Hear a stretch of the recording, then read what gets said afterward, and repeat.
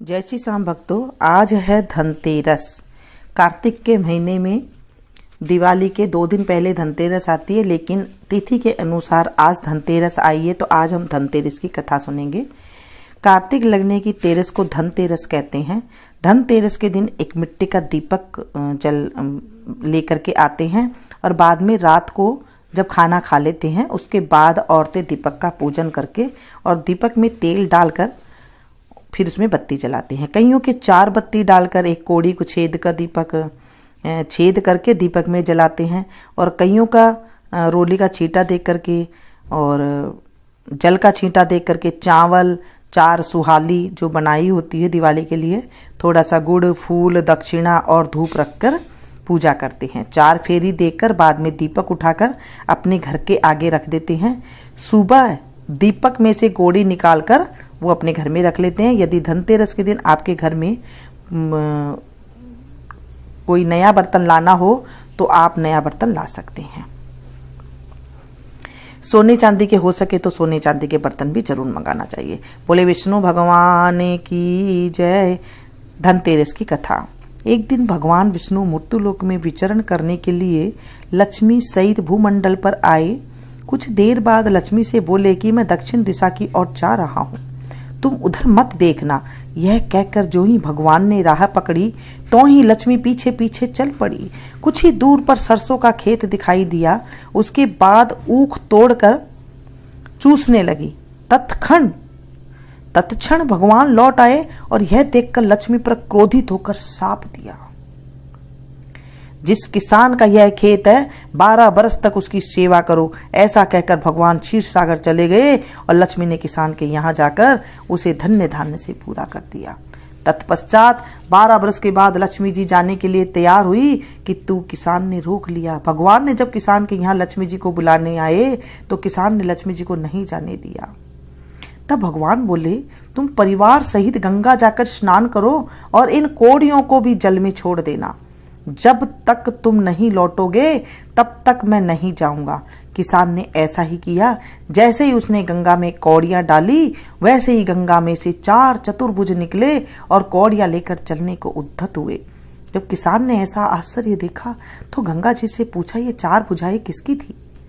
गंगा जी ने बताया, हे किसान, वे चारों हाथ मेरे ही थे। तूने जो कौड़ियां मुझे भेंट की है वे किसी की दी हुई है। किसान बोला, मेरे घर में तो 2 सज्जन आई हैं, उन्होंने ही दी है। गंगा जी बोले, तुम्हारे घर में जो स्त्री है वह लक्ष्मी है और पुरुष विष्णु भगवान है। तुम लक्ष्मी जी को न जाने देना, नहीं तो पुण्य उसकी भांति निर्धन हो जाओगे, उसी भांति हो जाओगे तुम।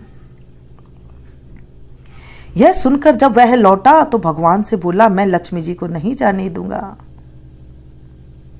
तब भगवान ने किसान को समझाया, इनको मेरे श्राप था जो कि 12 वर्ष से तुम्हारी सेवा कर रही है, फिर लक्ष्मी चंचल है, इनको तो बड़े बड़े भी नहीं रोक सकते। किसान ने हठपूर्वक पुण्य कहा, नहीं, मैं लक्ष्मी जी को अब नहीं जाने दूंगा। इस पर लक्ष्मी जी ने स्वयं कहा, हे किसान, यदि तुम मुझे रोकना चाहते हो तो सुनो, कल धनतेरस है, तुम अपना घर स्वच्छ रखो, रात्रि में घी का दीपक जलाकर रखना, तब मैं तुम्हारे घर आऊंगी। उस समय तुम मेरी पूजा करना, किंतु मैं तुम्हें दिखाई नहीं दूंगी। किसान ने कहा, ठीक है, मैं ऐसा ही करूंगा। इतना कहा और सुन लेने के बाद लक्ष्मी जी 10 दिशाओं में फैल गई। भगवान देखते ही रह गए। दूसरे दिन किसान ने लक्ष्मी जी के कथानुसार पूजन किया। उसका घर धन्य धान्य से पूर्ण हो गया। इसी भांति वह हर वर्ष धनतेरस के दिन लक्ष्मी जी की पूजा करने लगा। उस किसान को ऐसा करते देखकर कितने ही लोगों ने पूजा करना शुरू कर दिया।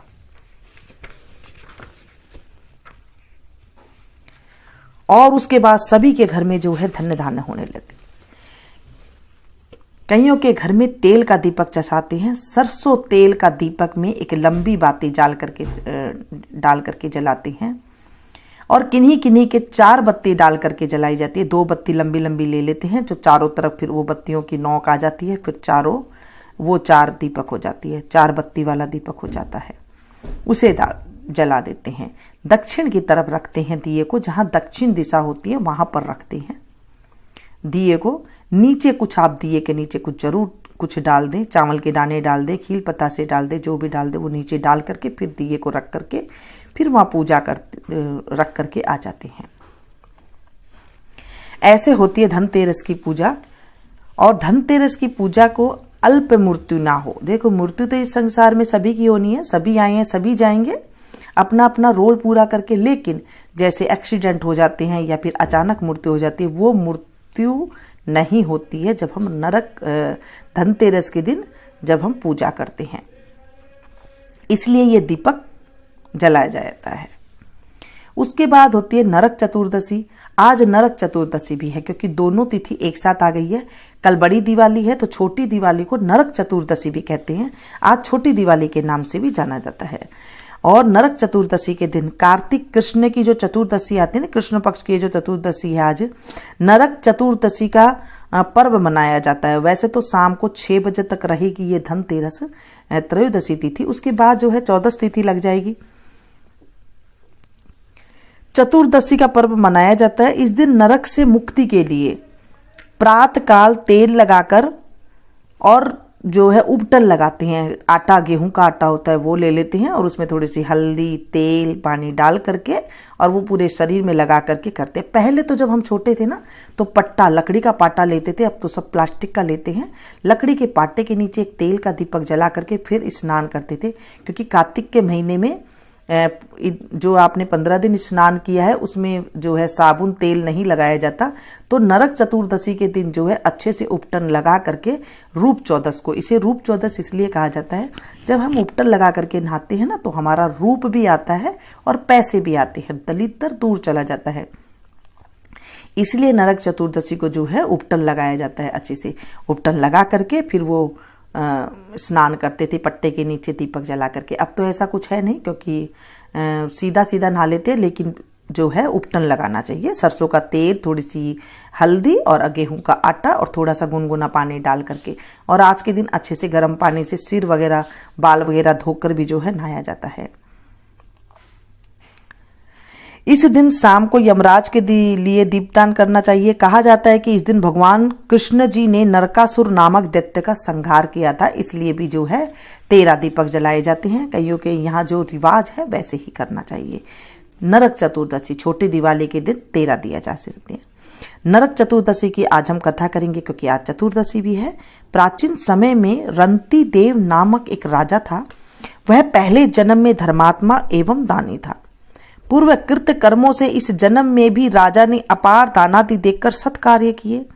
जब उसका अंत समय आया तब यमराज के दूत उन्हें लेने आए। बार बार राजा को लाल लाल आंखें निकालकर कह रहे थे, राजन नरक में चलो, तुम्हें वहीं चलना पड़ेगा। इस पर राजा घबराया और नरक में चलने का कारण पूछा। यम के दूतों ने कहा, राजन आपने जो दान पुण्य किया है उसे तो समस्त विश्व जानता है, किंतु पाप को केवल भगवान और धर्मराज ही जानते हैं। राजा बोला, उस पाप को मुझे भी बताओ जिससे उसका निवारण कर सकूं। यमदूत बोले, एक बार तेरे द्वारे ने भूख से व्याकुल एक ब्राह्मण लौट गया था, इससे तुझे नरक में जाना पड़ेगा। यह सुन राजा ने यमदूतों को से विनती की, मेरी आयु 1 बरस और बढ़ा दीजिए। इस बात को दूतों ने बिना सोच विचार के ही स्वीकार कर लिया और राजा की आयु 1 बरस और बढ़ा दी गई। यमदूत चले गए। राजा ने ऋषियों के पास जाकर इस पाप से मुक्ति का उपाय पूछा। ऋषियों ने बताया, राजन तुम कार्तिक कृष्ण पक्ष की चतुर्दशी को व्रत रखकर भगवान कृष्ण का पूजन करना, ब्राह्मण भोजन कराना तथा दान देकर सब अपराध सुनाकर क्षमा मांगना, तब तुम पाप मुक्त हो जाओगे। कार्तिक कृष्ण पक्ष की चतुर्दशी आने पर राजा ने नियम पूर्वक व्रत रखा और अंत में विष्णु लोक को गया। बोले विष्णु भगवान की जय।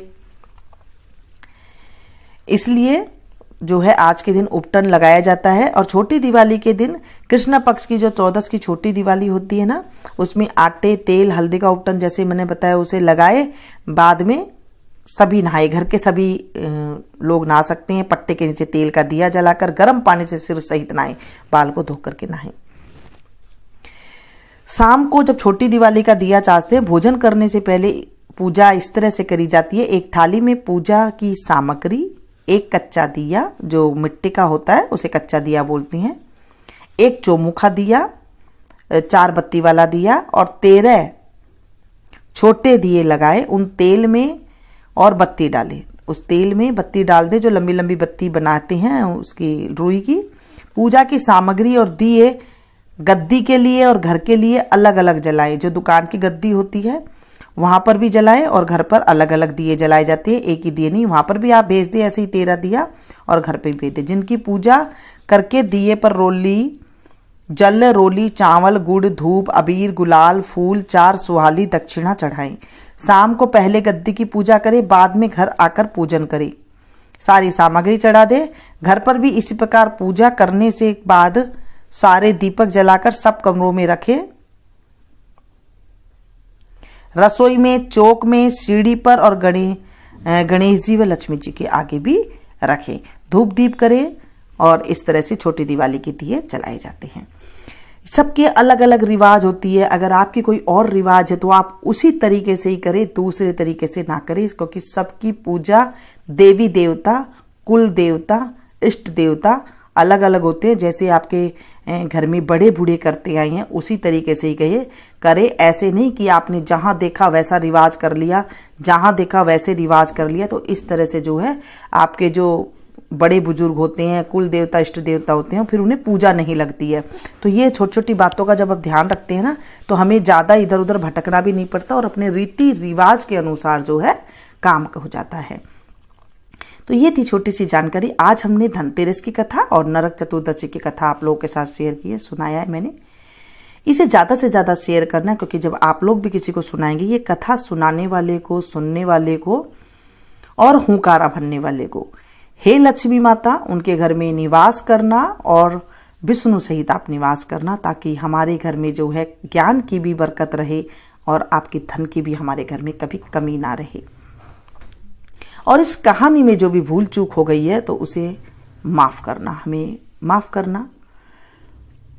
आप इसे ज़्यादा से ज़्यादा शेयर करें ताकि सभी को आप जब सुनाएंगे ऐसी कथा तो आपको भी जो है पुण्य की प्राप्ति होगी। जो कथा को सुनाते हैं, सुनते हैं, हुंकारा भरते हैं, उनके जीवन में करोड़ों गुना शुभ फल की प्राप्ति होती है और पाप जो है दूर हो जाते हैं। मिलती हूँ फिर से एक नई कथा के साथ, नई जानकारी के साथ। Thank you. अगर आपका कोई क्वेश्चन है तो आप कमेंट बॉक्स में जाकर के पूछ लीजिएगा, उसका भी मैं आपको आंसर दे दूँगी। Thank you.